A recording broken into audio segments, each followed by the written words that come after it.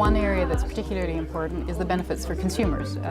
And in the Commission's market design package with new legislation, we have a whole series of proposed changes to the regulatory framework that will make it easier for consumers to generate their own energy, to feed it back into the grids, to use demand response to adjust prices and benefit for them. Then you have improvements in efficiency, and that goes far beyond just the electricity sector. You have that in gas, in oil, in power generation, in other areas, and the digitalisation and remote sensing and improvements just in management of the energy sector will benefit very much from digitalisation. I think the biggest benefit, if you have to frame it in one sentence, is that digitalisation helps to unlock a whole bunch of new resources and helps them interact optimally in the energy system. Digitalisation is really the umbrella that optimizes the energy system and brings the different technologies and solutions together. For the individual consumer,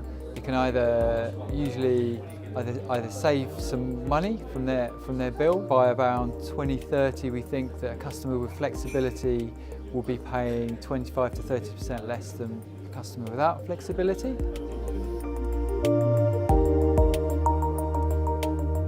I think cybersecurity is really the biggest issue because the grids, by their definition, especially the electricity grids, but gas grids, etc., oil pipelines, they're all interconnected.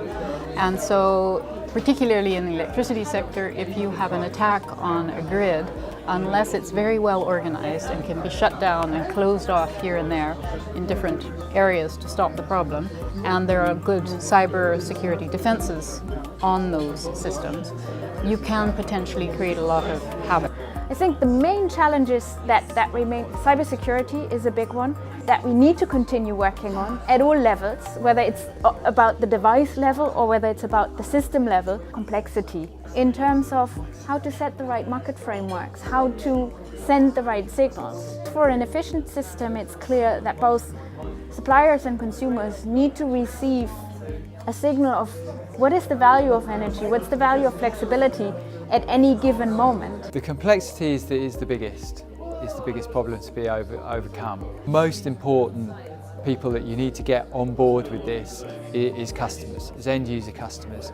If customers aren't on board, then we're not going to be able to make the changes needed. Many challenges and risks are often quoted. I believe that many of them can be overcome by the right legislation, regulation, protection standards.